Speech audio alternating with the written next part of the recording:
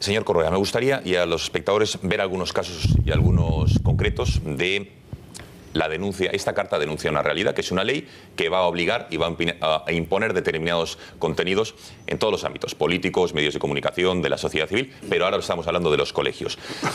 Les pongo en situación.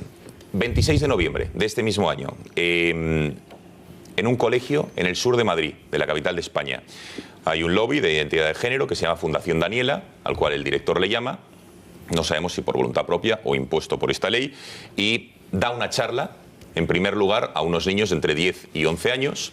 Después este psicólogo esa charla la da a los profesores a las 3 de la tarde o así, y después por la tarde esa charla la reproduce a los padres. Van a ver algunos extractos de... En primer lugar, me gustaría ver la presentación que hace de los psicólogos el director del colegio, y después veremos algunos extractos de esa charla para tener más elementos de debate. Vean. La jornada ya ha transcurrido durante la mañana con los niños, la formación para profesores ya la hemos tenido de 2 a 3, y en principio todo con normalidad. No sé si los niños ya se habrán contado con casa de lo que han hablado, de lo que han hecho, y los profesores, pues dudas que teníamos, cosas que nos han surgido, pues ellos, como psicólogos que son, pues no lo saben. Bueno, esto era el director de este colegio público en el sur de Madrid capital. Y ahora vamos a escuchar al psicólogo, que es lo más importante, algunos de los extractos más llamativos. Comenzamos con el primero, cuando directamente explica lo que para él es el sexo, el género, y van a ver expresiones tan llamativas como que existen chicos con vulva y también existen chicas con pene. Van a escucharlo, quiero que lo escuchen para que no lo diga yo, que es este psicólogo. Ojo, a niños, una charla impartida a niños de 10 y 11 años, aunque lo que van a escuchar es lo que reprodujo después a los padres, ya previamente impartida esa charla a los niños. Vean. Nuestra idea y un poco lo que os transmitimos, como además psicólogos especializados en tema trans, trabajamos específicamente con personas trans, especialmente con menores y con sus familias. La idea que os lanzamos es la de que no hay cuerpos de chico o cuerpos de chica, porque realmente estamos lanzando el mensaje de que, bueno, de que una persona es chico o chica en base a cómo se identifica, y que por tanto hay chicos y chicas con otros cuerpos, ¿no?, que no son tan habituales en chicos y chicas, pero que son suyos. Es decir, que también existen chicos con vulva y también existen chicas con pene, ¿no? Lo que pasa es que esto no se nos cuenta, y entonces caemos en pensar que tener pene y ser chico es lo mismo, y que tener vulva y ser chica son la misma cosa, pero realmente no, ¿no? Van separadas, y vemos que se dan también las otras combinaciones. Bueno, más extractos, lo digo porque ahí no queda la cosa.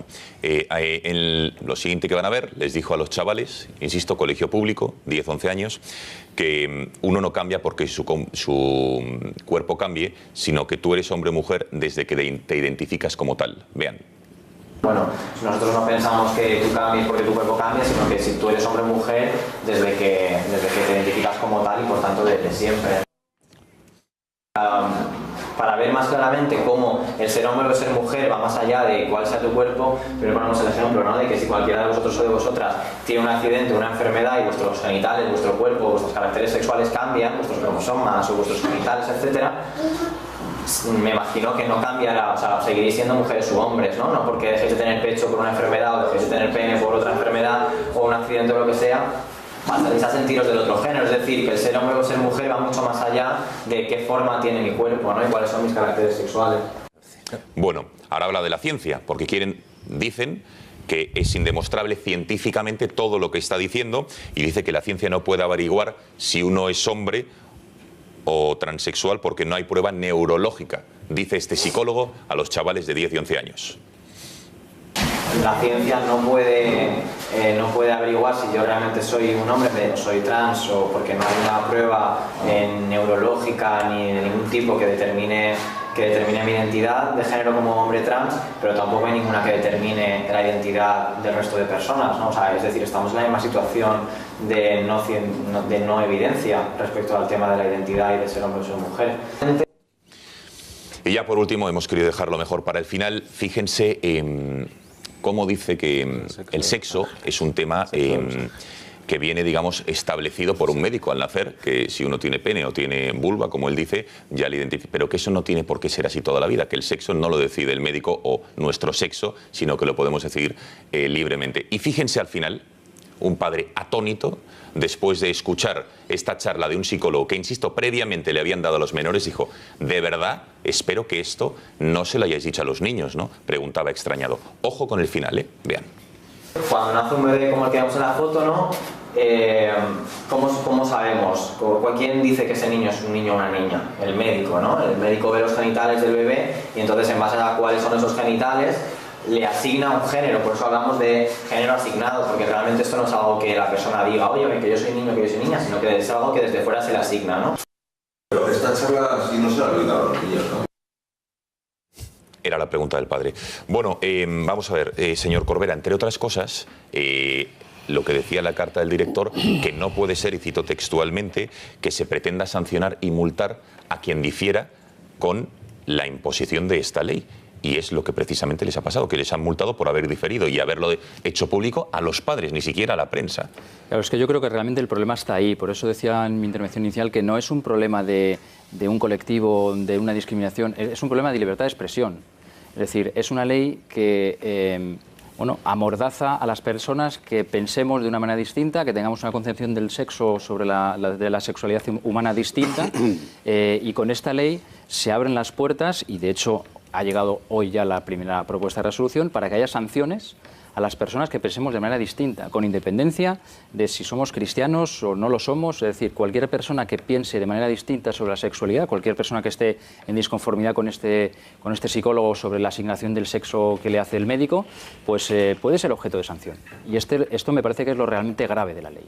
Porque quede claro, señor Corbera, a usted, bueno, al colegio Juan Pablo II, perfectamente pueden ir en breve, en próximos meses, colectivos del lobby gay, de la identidad de género, a su colegio, porque esta ley se aplica en el ámbito de los colegios públicos, concertados y privados, con lo cual también les toca a ustedes. Yo invitaría a la gente a que, porque realmente es muy difícil de creer esto. Pero la ley lo dice claro, que es a todo tipo de colegios. Entonces, a veces nos da mucha pereza, pues estas leyes se sacan el 24 de julio, es decir, en tiempos en los que la gente pues estamos pensando en otra cosa, y da mucha pereza estudiarse una ley. Pero sobre esta ley hay informes sencillos en Internet que pueden consultar las familias y que lean el articulado de una manera más sencilla, más pedagógica, y que lean realmente los artículos de la ley. Yo creo que realmente es bastante difícil de creer lo que estamos diciendo, pero de verdad vayan a la fuente y lean los artículos de la ley para que vean que realmente esto no son exageraciones, ¿no? Que lean los artículos de la ley y no el extracto que el PP mentirosamente ha hecho girar por ahí. Porque el PP de Cristina Cifuentes ha mentido a todos sus votantes haciendo circular una especie de extracto que es lo que ella quiere que la gente crea que se ha aprobado, pero lo que se ha aprobado es esto otro. 4 cosas muy rápidas. 1, lo fundamental, desde mi punto de vista. Esta es una ley completamente anticientífica e irracional. Es decir, no tiene ningún sentido pensar que la voluntad individual es lo que hace a uno emanciparse de sus condiciones anatómicas, al menos a título descriptivo. Pretender imponer eso por ley es como si pretendiéramos imponer por ley una teoría extraterrestre del origen de la humanidad en la Tierra, por ejemplo. Es decir, sencillamente es anticientífico porque no hay una evidencia. Con lo cual ya malo. 2, como es una ley irracional, solo puede imponerse mediante lo punitivo, que es lo que aquí acabamos de ver. Insisto, el Partido Popular de Cristina Cifuentes y de Mariano Rajoy. 3, como se tiene que imponer de forma punitiva, acaba de reinstaurar en España el delito de opinión, que es una cosa tremenda. Aquí no se pena una discriminación que efectivamente sería digna de pena o una vejación, no, es la opinión. Y esto es una auténtica barbaridad. Benjamín y yo estamos en los antípodas, por ejemplo, en materia del Islam. Pero no le voy a poner una multa, ni él a mí, espero. O sea, la diferencia de opinión forma parte de la forma natural de una sociedad democrática. Ahora, en España, gracias a Cristina Cifuentes y al Partido Popular, hay un delito de opinión. 4, ese mismo Estado tan valiente y poderoso para perseguir al director de un colegio, estés o no de acuerdo con lo que ha escrito, es incapaz y cobarde para perseguir todo eso que hemos visto en el fragmento anterior que está pasando en ayuntamientos de Cataluña, por ejemplo. A ver. Bien, a ver. Me parece que esto retrata dónde estamos. Bueno, el señor Corbera, no sé si quiere hacer alguna reflexión de lo dicho por Esparza. Bueno, básicamente, como he dicho antes, ni la Fiscalía con la legislación actual ni la Consejería de Educación han encontrado en las leyes anteriores ningún hecho punitivo a una crítica a una ley, y ha tenido que ser la Consejería de Política Social donde se ventila, digamos, esta nueva ley, la que con este nuevo articulado y con esta nueva ley ha encontrado, según ellos, evidentemente recurriremos esta resolución por la vía administrativa en principio, pero es en esta ley donde se ha encontrado la cobertura. Alejo. Sí. Vamos a ver, la especie humana se caracteriza por un dimorfismo sexual muy acusado, ¿no? Y la especie... En la Comunidad de Madrid particularmente, al parecer. Sí. Sí. Y la especie, pues, subsiste porque varones son atraídos por hembras y a la inversa para que, bueno, se produzca el nacimiento de hijos, ¿no? Dentro de este fenómeno, que es común al resto de del reino animal, hay un fenómeno que es tan antiguo como se recuerda, por lo menos que hay registro histórico, de que ciertos hombres o ciertas mujeres se sienten atraídos por su propio sexo. Pues es un hecho, ¿no? Bien. Y todo apunta, aunque hay mucha literatura sobre esto, pero bueno, todo apunta a que es una condición que no es fruto de un acto de la voluntad, sino que, bueno, es así. Es decir, hay gente que tiene esta inclinación. Hasta aquí yo creo que todos estamos de acuerdo que esa es una realidad. Y este fenómeno ha sido abordado a lo largo de la historia y de las culturas de maneras muy diversas. Pues de forma muy tolerante y abierta, otras veces con persecuciones o represión, en fin. Y hoy, en nuestras sociedades abiertas, siglo XXI, a ver. Como es natural, nadie es objeto de discriminación por razón de raza, sexo, religión, opinión. Ah, la opinión sí. Espera. Esto es lo que pone la Constitución, cuidado. Claro. Esto es lo que pone la Constitución. Y, por supuesto, orientación sexual. Bien. Creo que la Fundación Educatio Servanda comparte plenamente este principio, según ha explicado en su escrito, ¿no? En su pronunciamiento. O sea, sobre esto no creo que haya tampoco discusión. A partir de aquí, yo esta ley no la hubiera votado. Yo soy una persona conocida por mis ideas absolutamente liberales y decidido defensor toda mi vida, pagando a veces precios altos, de la sociedad abierta. Pero yo esta ley no la hubiera votado. No la hubiera votado por dos motivos. Uno, porque contraviene la libertad de las familias para educar a sus hijos en ámbito moral o religioso, que está consagrada en la Carta de las Naciones Unidas y en la Constitución española. Por tanto, por ese motivo no lo hubiera votado. Y el segundo motivo es porque atenta contra la libertad individual. Porque la ley prohíbe expresamente que un homosexual, por su propia libre voluntad, quiera consultar a un psicólogo, a un educador, a un consejero, para hablar de su problema. Entonces, por esos dos motivos, que es un atentado contra la libertad de los padres para elegir la educación y contra la libertad individual, yo esa ley no la hubiera votado jamás. Vamos. Bueno, hacemos una última pausa de publicidad y seguimos con más opiniones y sobre todo con alguna última cuestión sobre qué van a hacer, si van a recurrir o no esta sanción, a Juan Carlos Corbera, presidente de la Fundación Educatio Servanda.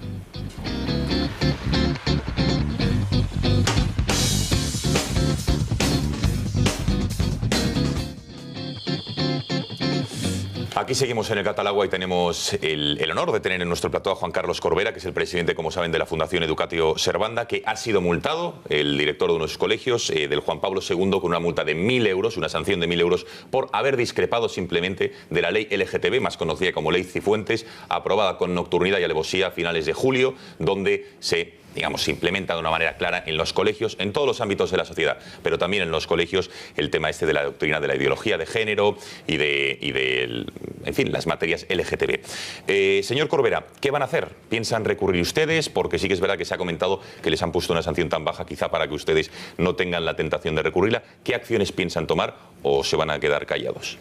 Bueno, creemos que es importante que que intentemos defender el derecho, bueno, es una sanción a la persona física del director del colegio, pero desde luego, de acuerdo con él, vamos a poner la sanción y la propuesta de sanción, porque es una propuesta de momento en manos de nuestros abogados, porque vamos a recurrir la sanción en la parte, primero en el camino administrativo. Yo no soy abogado y no soy experto y no llevo el tema directamente, pero desde luego sí que creemos que es importante recurrir la sanción, más allá de por la cantidad económica, por lo que supone desde nuestro punto de vista de atropello a las libertades de expresión y a decir, oiga, yo no estoy de acuerdo con esta ley. La ley tiene un desarrollo específico en educación, es verdad, pero es una ley que no es una ley exclusiva para los educadores o para los docentes. Es una ley que afecta a toda la población, a los médicos, a los economistas, a los empresarios, a los periodistas. Es decir, es una ley que no está dedicada exclusivamente a la educación, aunque tiene un desarrollo específico para el mundo educativo. Y evidentemente nos parece que debemos recurrir esta sanción y bueno, ya veremos a ver después el camino que esto sigue. Entiendo yo que el colegio, la fundación que usted preside, va a seguir con el mismo ideario. A ustedes les ocurre un poco como a este grupo de comunicación, que saben ustedes que como sigan con su ideario y defendiendo determinadas causas o diciendo según qué cosas, con esta ley saben que están sometidos o con el peligro, la amenaza de futuras sanciones.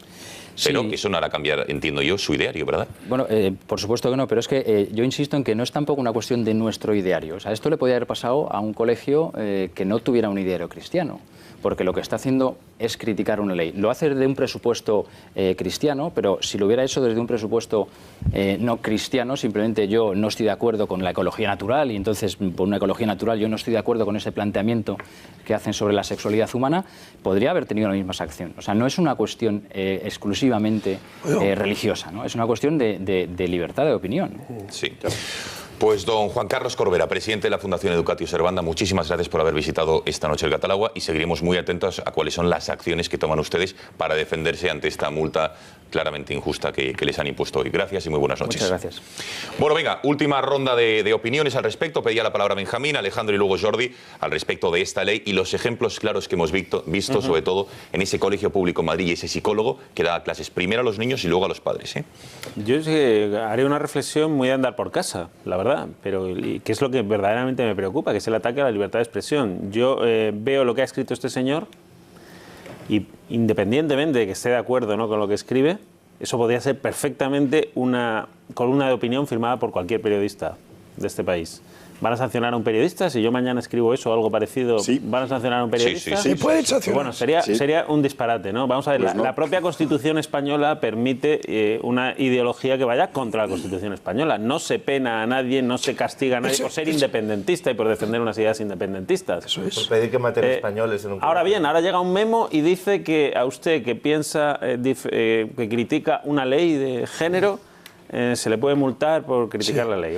Yo creo que la ley... Me parece un auténtico disparate, mi impresión es que vamos a escuchar el resto. Yo creo que la ley es inconstitucional, fíjate que te digo. Seguramente. Sí, no, muy probablemente porque dicen que en la Comunidad de Madrid aplican o toca derechos fundamentales cuando es solo el Estado de la nación, la nación quien puede tratar, regular temas que fundamentales. No es competencia de la comunidad. A ver, Alejandro. Yo cuando he visto el resumen que habéis hecho vosotros de la ley, claro, he apuntado algunas cosas que me han dado tiempo y que me han llamado la atención. Presunción, que vulnera la presunción de inocencia. Invierte la carga de la prueba. Evidentemente, si esto es así, entiendo que alguien ya la habrá recurrido y el Tribunal Constitucional tendrá que tirarla abajo. Es que es la primera sanción. Entonces, vale, un segundo. Luego, prohibir terapias. A mí me resulta chocante que todavía alguien piense que las terapias sirven para esto, incluso que todavía se hagan terapias por esto. Lo he apuntado y me ha llamado la atención. Pero las prohíben. Dejo ahí, ya, pero vale, sí, las prohíben, pero es que creo que no hace ni falta. Es que quien piense a día de hoy que el homosexual es una cosa que se cura con terapias, me parece que, no lo sé, ahí lo dejo como reflexión. Y luego hay otra cosa que me llama la atención de todo este conflicto y es a los niños se les educa en casa y a los colegios van a que les enseñen y a aprender. No entiendo muy bien qué pinta que un colegio mande una circular, perdóname que estás aquí, pero hablando sobre la ley, sobre los atentados de Niza, igual que me ha parecido mal el vídeo que hemos visto, no sé qué pinta un colegio mandando una circular a casa sobre, es una carta política lo que hemos visto. Independientemente de que haya que respetar la libertad de expresión, y faltaría más, pero no sé qué pinta muy bien un colegio. Es otra cuestión, se puede criticar. No, pero vale, sí, pero te quiero decir, me parece una carta política, Alejandro, ya sé que no Es que la sanción no llega por mandar una carta, la sanción llega porque se critica la ley. Es decir, por el contenido de la carta. Por el contenido, no es porque se manda una carta. Pero es que yo creo que los colegios tienen que estar, insisto, para enseñar y no para librar causas. Para enseñar también que los niños con... Me parece igual de mal. Y las me parece igual de mal que a los niños les hablen de matemáticas. Hay una diferencia, Alejandro, hay una diferencia, yo creo, evidente. La ley que ha hecho Cifuentes. Uno es un colegio religioso, el otro es un colegio público. Sí, es que no tú sabes dónde mandas a tu hijo. Si eliges una educación religiosa, yo he ido a un colegio puedes esperar que le eduquen en unos valores religiosos que a lo mejor no te gustan. Pero si vas a un colegio público, tienes que esperar cierta neutralidad. Si nos interrumpimos tanto, no se entiende. Pero es que yo he ido a un colegio católico y a mí me hablaban de la vida de los apóstoles y del Evangelio y me enseñaban la Biblia. O sea, no me hablaban de la ley de que haga una comunidad autónoma. No sé. Ya, pero Alejandro, por ejemplo, un extracto de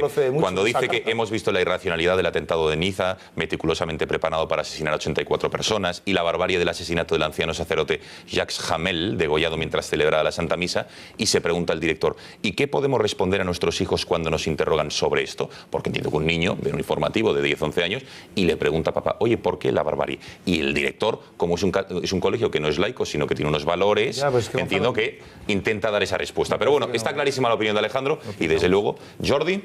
Sí, muy rápido. Yo creo que es incuestionable que desde la educación pública, concertada o privada, se tiene que trabajar los valores del respeto, de la no discriminación, bajo ningún principio, de la libertad y de la igualdad. Yo creo que eso el poder público tiene que garantizarlo. Yo siempre he dicho que los regímenes sancionadores siempre son negativos, sobre todo en cosas tan fundamentales, porque son constitucionales. Es decir, ¿cómo desarrollamos esos principios constitucionales?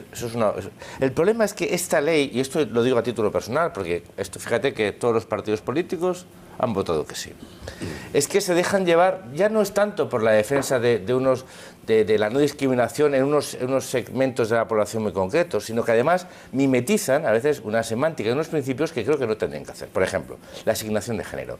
Oye, no hay una asignación de especie. O sea, somos especie Homo, ¿no? Homo sapiens. Sapiens. Otros menos. Es decir, bueno, es que eso también es opinativo. Bueno, no lo sé. Es decir, oye, las especies, el género masculino o femenino, en principio está determinado por una morfología, ¿no? Está claro, ¿no? Bueno, después uno tiene que respetar. Y después la legalidad tiene que respetar que una persona no se sienta. Y eso no le puede significar una discriminación. Pero no podemos ir a raíz negando el hecho biológico de que una especie tiene machos y hembras y que los machos y las hembras se determinan por una serie de consecuencias. Lo que tiene que hacer el Estado y la Administración es garantizar que después una decisión que puede ser, no es una voluntaria, seguramente uno es así, se siente así, no signifique discriminación alguna. Eso es un tema. Eso está garantizado por la ley ya. Eso, por la Constitución. A partir de aquí, pues podríamos entrar en el debate acerca de si realmente lo que se sanciona aquí es la opinión, si es pertinente o no un tipo de circular así, pero eso es otro debate. Yo siempre he dicho que una democracia lo que tiene que garantizar es la libertad de opinión. Venga, Esparza y vamos a ver quién se lleva el gato al agua. Aquí lo fundamental es que un partido político concreto, el Partido Popular, del que su gente espera que ha ganado, y esperan todo lo contrario, ha avalado y puesto en práctica una ley literalmente liberticida, además de anticientífica. Que para un sistema de enseñanza se aplique una ley anticientífica me parece una cosa horrorosa y jamás podríamos haber imaginado, porque es objetivamente anticientífica. Que además sea una ley liberticida que contraviene abiertamente los derechos y libertades de las personas, me parece una cosa de una enorme gravedad, infinitamente más grave que tenga razón o no el director del colegio en esa carta. Y ante esto o nos rebelamos o el siguiente paso será cortarnos todavía más. Queda clarísimo. Rocío Manzaneque, última ronda de opiniones. ¿Qué opinan nuestros espectadores a través de las redes sociales y de WhatsApp? Mensajes muy tajantes, Gonzalo, como el siguiente: que el PP no cuente conmigo más, nos dicen. Han perdido el norte en la brújula ideológica y en valores. En Twitter también nos señalan una ironía: el PP persigue y multa al que discrepe con su ley LGTBI.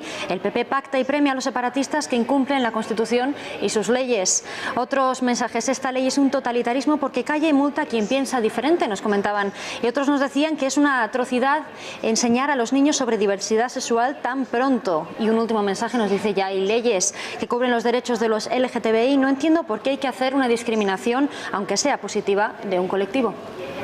Muchísimas gracias, Rocío. Bueno, y cuéntanos quién a través del WhatsApp ha recibido más menciones esta noche, ya sean positivas o negativas, pero bueno, creo que en el Gato priman las positivas. Cuéntanos, ¿quién de todos? Pues mira, ha sido el Colegio Juan Pablo II de la Fundación Educatio Servanda, que han tenido el mayor número de menciones y por tanto se llevan el gato al agua. Mira, el gato al agua para el colegio, para la fundación. O sea que fíjense que han pasado largo. Rocío, muchísimas gracias. Gracias. A todos ustedes, gracias también por haber participado esta noche en el Gato al agua. Despedimos ya a Benjamín López, gracias, un placer haber estado aquí con nosotros. Gracias. Bueno, señor Corbera, ya lo habíamos pedido, pero gracias de nuevo y enhorabuena por el Gato al agua. Muchas gracias. Jordi Cañas, buen viaje de vuelta. Gracias por haber estado aquí. Alejandro Requeijo. Gracias. Un placer, como siempre. José Javier Esparza. Muy buenas noches. A madrugar toca mañana, así que venga a dormir. Y mira, ya se está quitando el micro.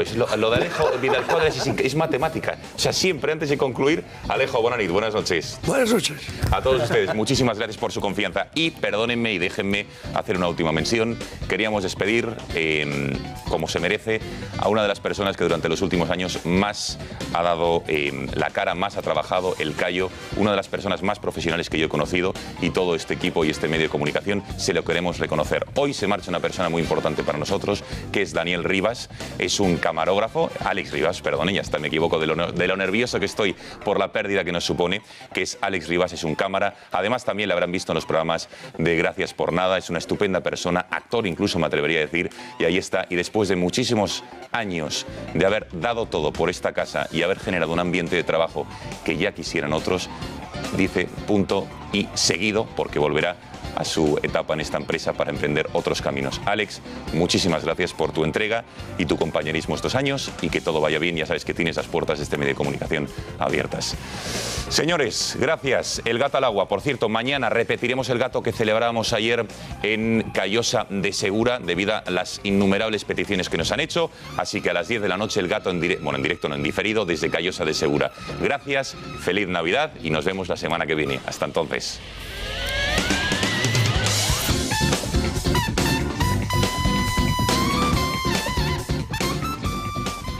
Impuesto por esta ley, y da una charla, en primer lugar, a unos niños de entre 10 y 11 años.